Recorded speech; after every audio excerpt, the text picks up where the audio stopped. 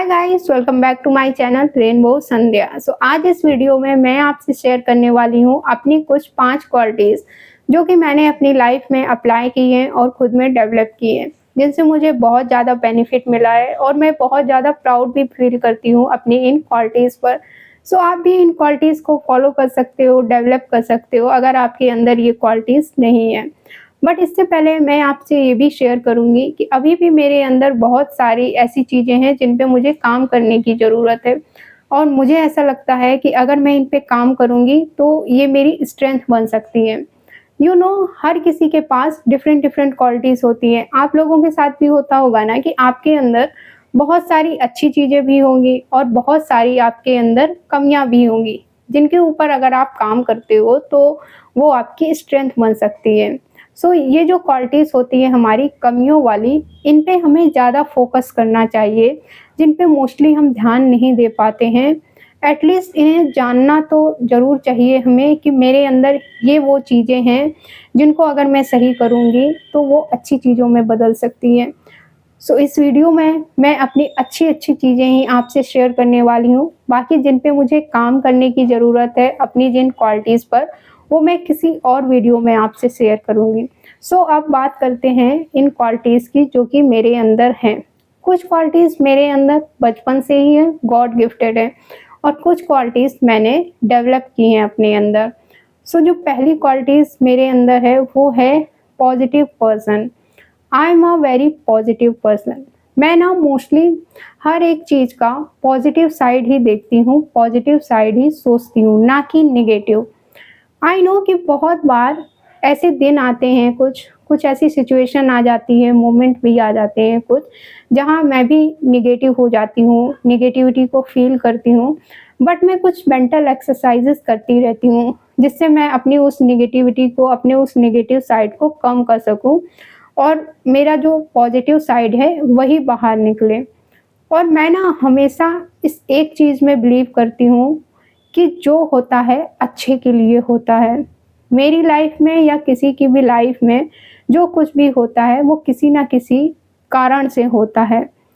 I know कि हमें अभी समझ नहीं आता है कि ऐसा क्यों हो रहा है, बट कुछ टाइम बाद जब हम पीछे मुड़ के चीज़ों को देखते हैं तो हमें पता चलता है कि ऐसा क्यों हुआ।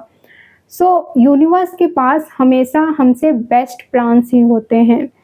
उनके प्लान पर तो कभी डाउट नहीं करना चाहिए हमें। जितना हम खुद के बारे में भी नहीं सोच सकते ना, उतना यूनिवर्स कई गुना ज़्यादा हमारे बारे में सोचते हैं।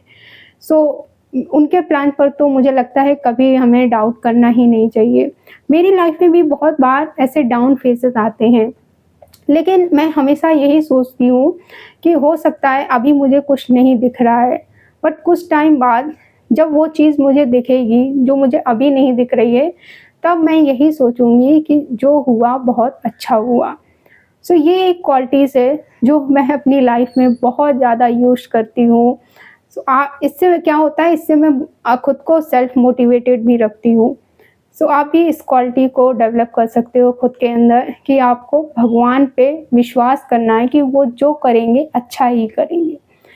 दूसरी क्वालिटी जो मेरे अंदर है वो है गुड लिसनर। ये क्वालिटी मेरे अंदर बचपन से ही है, गॉड गिफ्टेड है। कि इसका मतलब क्या होता है कि मैं बोलने से ज़्यादा ना सुनना पसंद करती हूँ।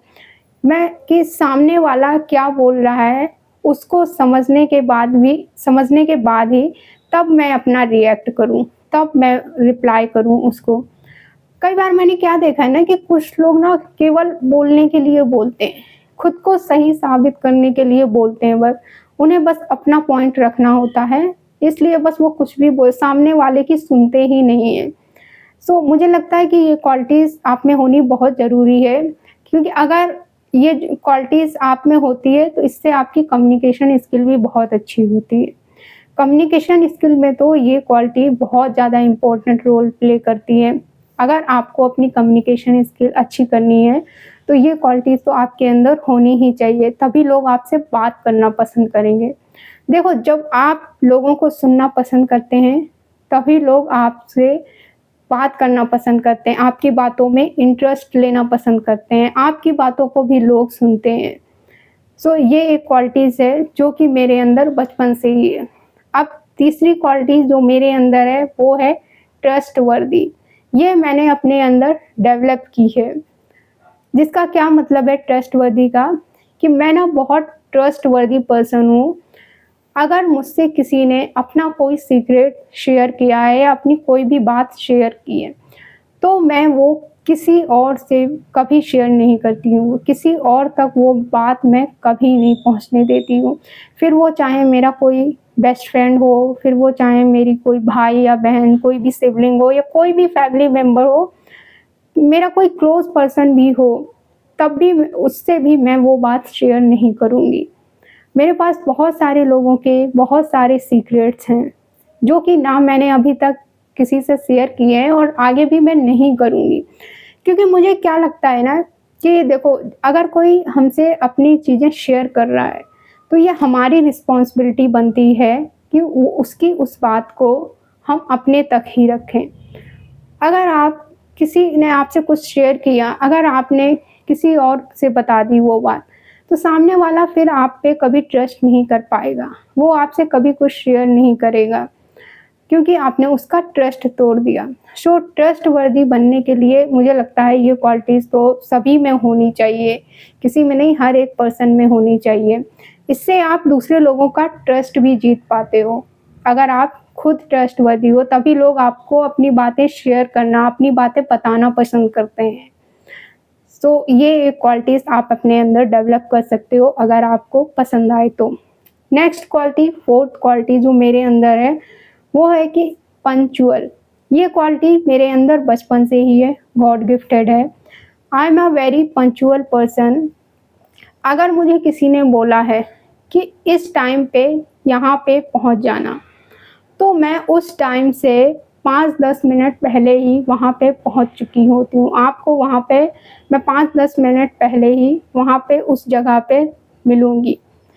अगर मुझसे कोई कहता है ना कि नेक्स्ट संडे यहाँ मिलना है, या कल हमें यहाँ इस पार्क में मिलना है, इस रेस्टोरेंट में जाना है, तो मैं रात में ही अपने माइंड में पूरा कैलकुलेट कर लेती हूँ कि कल मैं कितने बजे उठूँगी, कितने बजे खाना खाऊँगी, क्या पहन के जाना है मुझे, क्या शूज़ पहनने हैं, क्या कपड़े पहनने हैं, कितने बजे मैं घर से निकलूँगी।